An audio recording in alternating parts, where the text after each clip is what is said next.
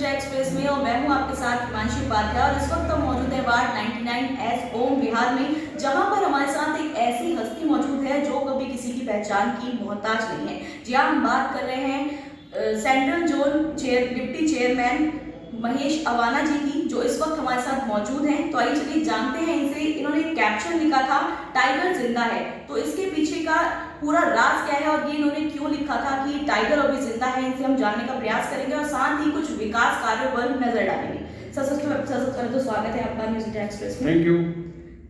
Sir, सबसे पहले मेरा आपसे आपका सवाल है कि आपने जो कैप्शन लिखा था टाइगर अभी जिंदा है, ये बहुत ज्यादा विषय बना हुआ है चर्चा का, क्योंकि अपोजिशन पार्टी इसको किसी और नजरिए से देख रही है। तो इस पे आप क्या कहेंगे सर? देखिए, मैं आपको एक छोटा सा उदाहरण देता हूँ।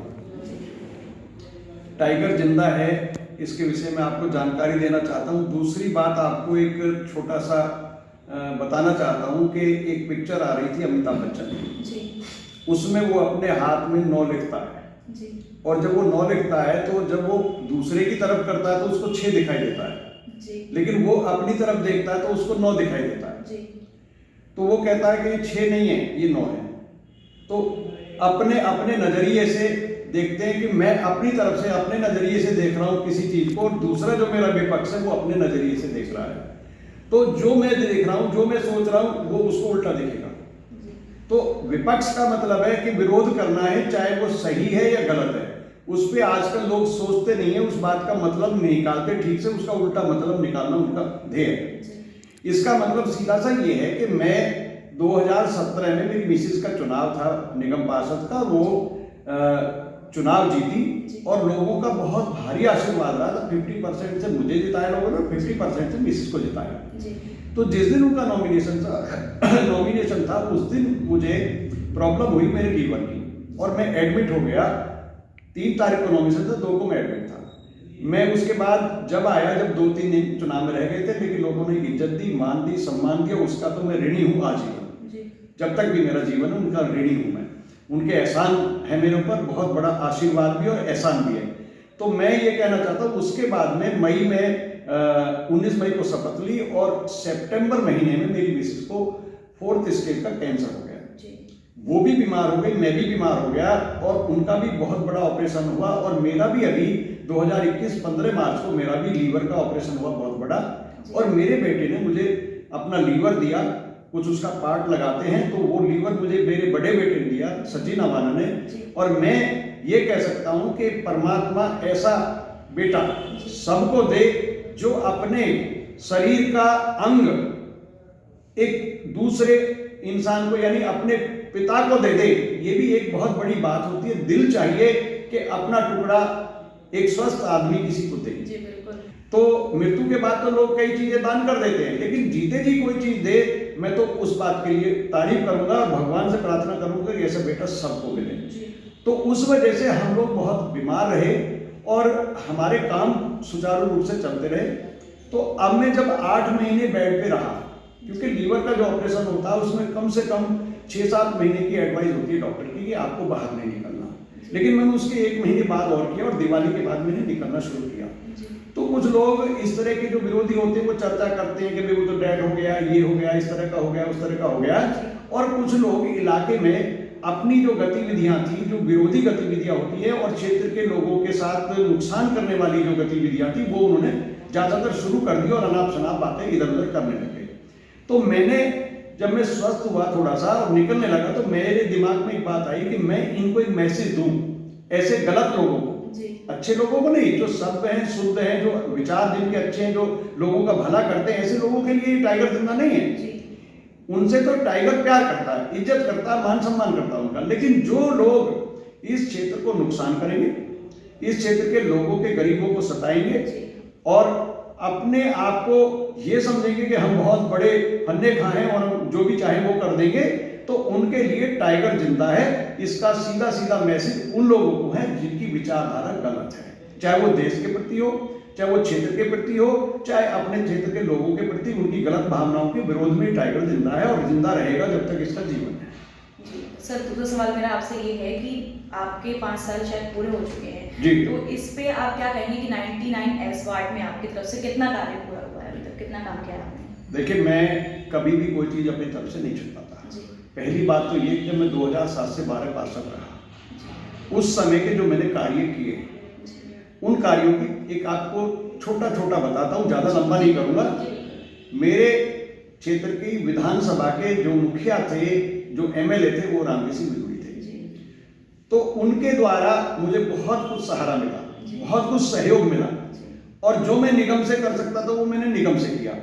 पहले मैं उपलब्धि अपनी ना बता के पहले बिधूड़ी जी की बताऊंगा। जब मैं वार्ड में आया तो उससे पहले मेरे वार्ड में केवल 2 बारात घर थे। आज मेरे क्षेत्र में 5 बारात घर हैं, स्टेडियम है, और 2 मेरे क्षेत्र में दिल्ली सरकार की डिस्पेंसरी है, जल बोर्ड का दफ्तर मेरे वार्ड में है, पहचान पत्र का दफ्तर मेरे वार्ड में है, नगर निगम के जो अपना जो मलेरिया विभाग है उसका दफ्तर मेरे वार्ड में अभी मैंने बनवाया, मेरी मिसेज ने बनवाया जो अभी पार्षद है। और वाल्मीकि जो हमारे सफाई कर्मी है भाई, उनके लिए भी हमने रूम बनवाया, एक ग्रुप के लिए बनवा दिया, एक ग्रुप के लिए शुरू हो गया काम, वो भी हो जाएगा। और 1,42,00,000 रुपए लगा के मैंने अपने समय में 16 कमरों का निर्माण कराया मीठापुर गांव के प्राइमरी स्कूल में। वहां सोलर सिस्टम लगा हुआ है, मेरी मिसेज ने अभी लगवाया है। उस वहाँ आरओ लगा हुआ है, आरओ मशीन लगी है, बच्चों के लिए शुद्ध पानी पीने के लिए मिलता है।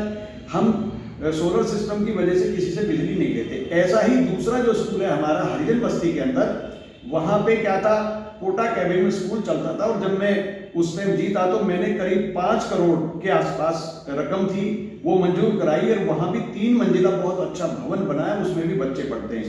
और एक बड़ी उपलब्धि ये कि मेरे यहाँ डबल शिफ्ट है।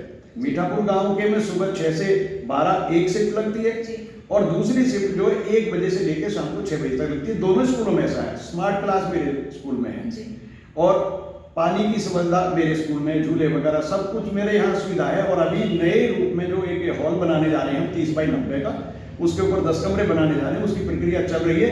क्योंकि कोरोना काल था, इस वजह से कोरोना काल में भी काम नहीं हुए।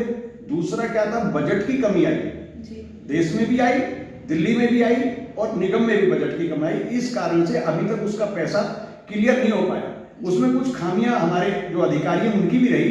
उसमें पहले उन्होंने स्ट्रक्चर बना दिया हॉल का, लेकिन उसके ऊपर 10 कमरे बनने थे तो स्ट्रक्चर दूसरा बनना था, उसको कैंसिल करके, नहीं तो मैं इसको शुरू कर देता 2 साल पहले। तो वो भी हमारा अब हो गया, स्ट्रक्चर दोबारा बन गया, उसका पैसा 4,28,000 उन्होंने डिटेल दे दिए। तो वो पैसा जैसे ही मिलेगा हम काम शुरू करा देंगे। तो ये उपलब्धियां हैं, तो मैंने सारी बताई। और मैंने जब मैं पार्षद रहा तो मेरा केवल 2 करोड़ मैंने स्ट्रीट लाइट पे खर्च किया अपने समय में 2007 से 12। उसमें 14 हाई मास्ट, और पूरा क्षेत्र जहां भी गली में कोई खंबा था उस खंबे पे 1 लाइट की बजाय, अगर कॉर्नर है वहां कोई गली मुड़ रही है तो वहां 2 लाइट हो सकती थी, लेकिन 1 लाइट खाली नहीं था, एक खंबा। ये मैंने कार्य उस समय पे किए। हाँ, मैं ये कह सकता हूं कि उस समय मैंने 80% काम अपने तरफ से, चाहे उसमें बिधूड़ी जी का सहयोग मिला और मेरा भी रहा। मैं मानता हूं कि निगम से मैंने 80% कार्य किया, जिसमें सड़कें वगैरह सभी है। करीब 3.5 करोड़ मैंने उस टाइम सड़कों पे खर्च किया। मैं गांव में खर्च कर सकता हूं, लालडोरे में कर सकता हूं, चाहे ये निगम के रोड है उनको बना सकता हूं। मैंने दोनों रोड बनाए, सिंधु फार्म रोड भी, और धर्मशाला से स्कूल के लिए जो रोड जा रहा है वो भी बनाया। और गाँव की कोई गली ऐसी नहीं थी कि जिसको मैंने रिपेयर नहीं कराया, बनाया नहीं ठीक ढंग से, बहुत सुंदर से बनाया। तो ये सारे कार्य, और 2 करोड़ केवल लाइट पर खर्च हुआ, तो 5 करोड़ वो हो गया, 1.5 करोड़ हो गया, 6.5 और 3.5 10 करोड़ हो गया। और उसके अलावा छोटे छोटे जो काम थे कई करोड़ के, करीब 15-16 करोड़ मैंने उस समय पे अपने क्षेत्र में खर्च किया। उसके अलावा जो और खर्च हुए वो बारात घर में, उसमें जो भी हुए वो आदरणीय बिधूड़ी जी की तरफ से हुए। और मेरे यहाँ एक बड़ी उपलब्धि बिधूड़ी जी ने जो दी, यहाँ ग्राम सभा की जमीन पे कब्जा था, उसमें 66 kV का एक ग्रिड बना दिया, जो हमारी बिजली कभी जाती नहीं है। अगर पीछे से ग्रिड में ही बिजली जाएगी, पीछे से नहीं आ रही है ग्रिड में, तो अलग बात है। 24 घंटे यहाँ बिजली की उपलब्धि हो गई है, हमें कोई दिक्कत नहीं है, बिल्कुल ठीक है। हाँ, उस समय अगर मैंने 80% काम किए तो इन 5 वर्षों में मैं कहता हूं कि काम हुए 60%। सर ऐसा क्यों? ऐसा इसलिए हुआ, पहली बात तो कोरोना जी, दूसरी बात बजट नहीं आया जी, तीसरी बात हम मियाँ बीवी बहुत सख्त बीमार थे जी।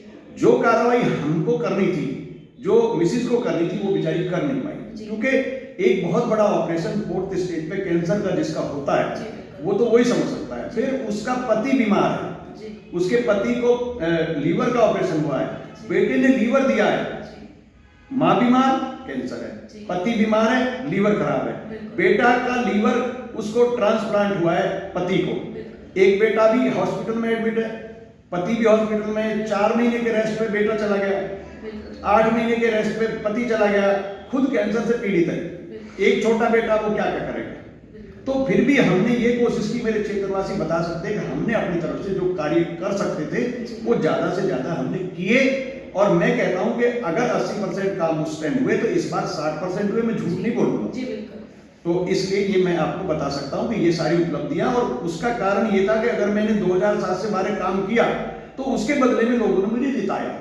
लेकिन अगर पार्टी कहेगी, पार्टी का आदेश होगा चुनाव लड़ने का, निगम का, विदुड़ी जी का आदेश होगा, चुनाव लड़ेंगे। अगर उनका आदेश नहीं होगा, पार्टी का आदेश नहीं होगा तो नहीं लड़ेंगे, कोई भाई लड़ेगा।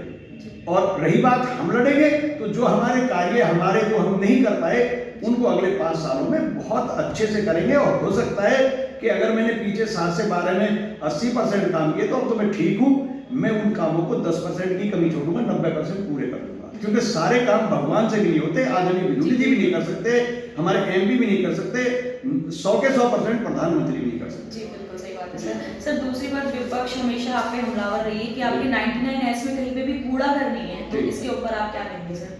देखिए, वो जो लोग कह रहे हैं कि कूड़ा घर नहीं है, बिल्कुल ठीक बात है, सच बात है। कूड़ा घर इसलिए नहीं है, मैं आपको जानकारी दे दूं कि हमारे पास कोई ऐसी जगह नहीं है जहां हम कूड़ा घर बना सके, क्योंकि वो जमीन तो सरकारी चाहिए।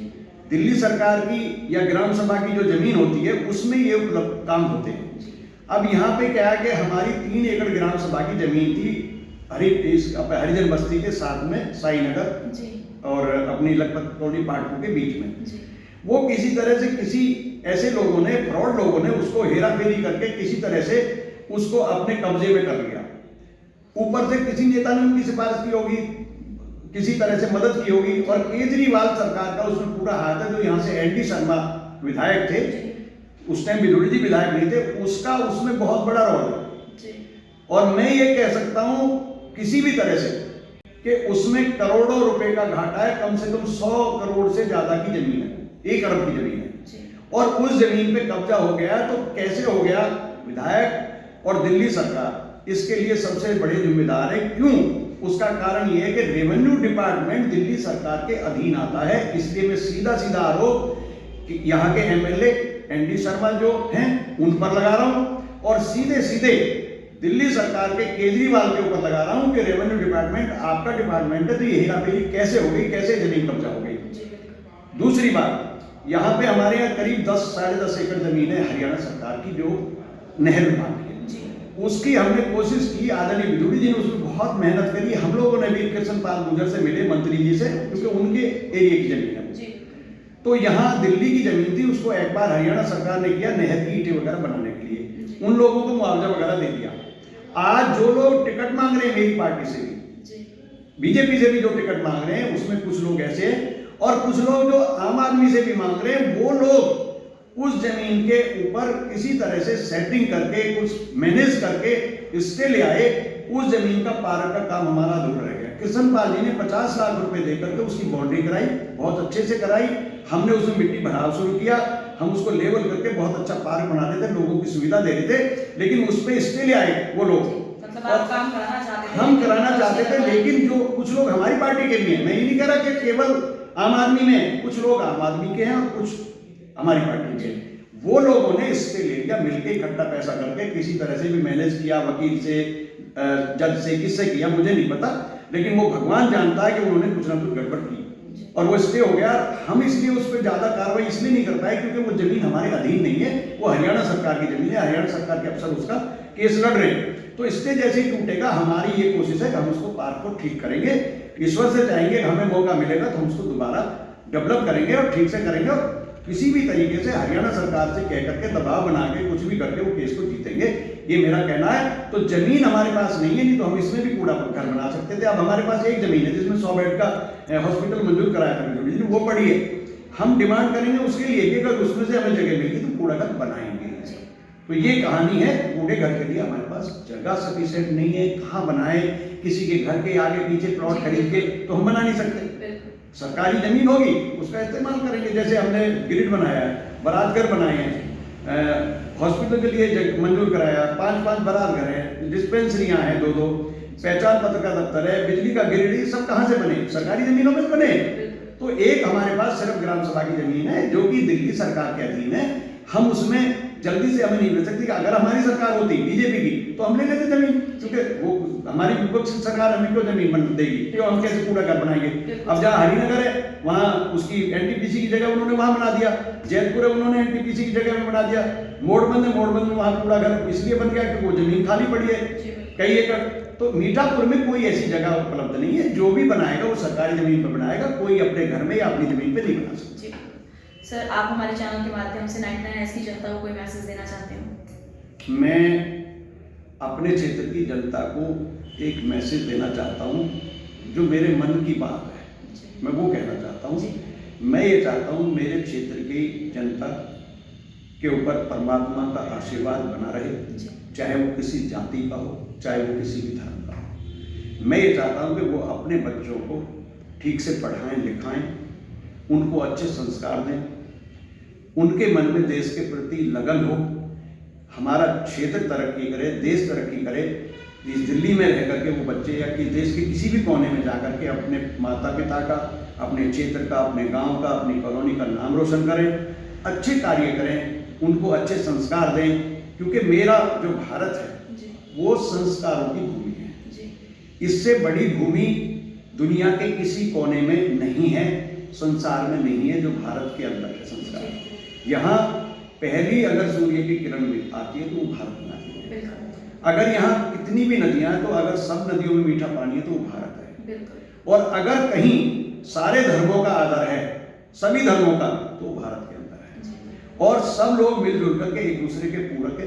कोरोना काल आया, देश के गरीब से गरीब आदमी से लेकर देश के राष्ट्रपति और प्रधानमंत्री तक सब लोगों ने एक दूसरे की मदद की, जैसी जिसके पास क्षमता थी, चाहे वो हमारे आदरणीय विधुड़ी जी हों, चाहे हमारे एमपी हों, चाहे हमारे और साथी हों, चाहे सभी काउंसलर हों। पूरी दिल्ली के अंदर भारतीय जनता पार्टी ने जिस रूप में सेवा की वो एकदम बहुत अलग से है। मैं उसकी बहुत तारीफ करता हूँ सब भाइयों की, पूरे देशवासियों की। उन्होंने एक गलत बुरे समय को किसी तरह से भी मैनेज करके लोगों का भला किया।